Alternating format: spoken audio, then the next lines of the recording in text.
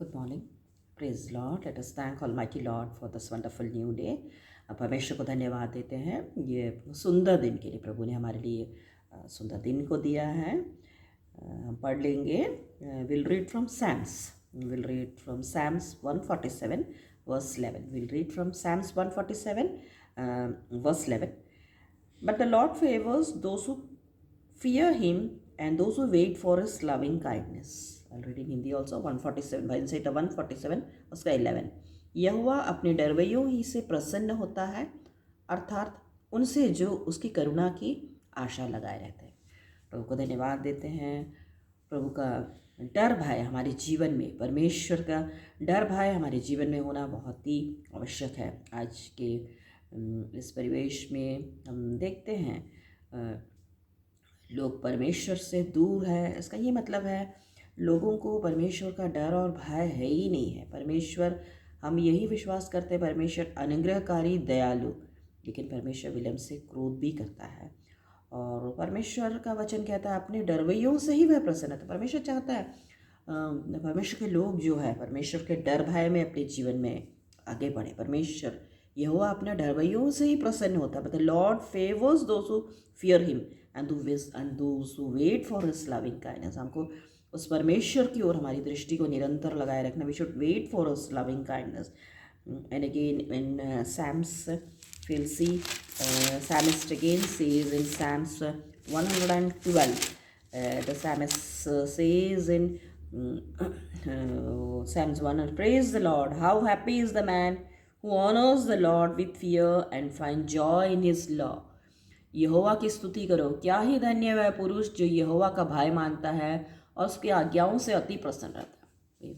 We say that we are fearing the Lord, यदि हम कहते हैं कि हम परमेश्वर का भय मानते हैं, तो परमेश्वर का भय मानना उसके आज्ञाओं से प्रीति रखना, उसकी आज्ञाओं से प्रसन्न रहना, उसके आज्ञाओं को मानते हुए अपने जीवन में आगे बढ़ना।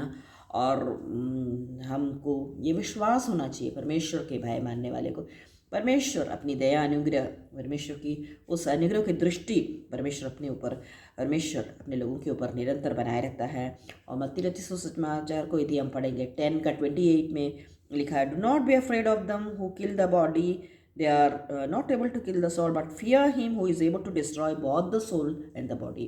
हमें उससे नहीं डरना है कि जो केवल हमारे शरीर को घात लगा सकता है, लेकिन हमें उनसे डरना है, उस परमेश्वर से डरना है जो हमारी शरीर और आत्मा दोनों को वो नाश कर सकता है। तो हमें जब हम इस संसार में रहते हैं तो निरंतर हमको उस परमेश्वर के डर भय में अपने जीवन को हमें आगे बढ़ना है, क्योंकि परमेश्वर वो he is the only one who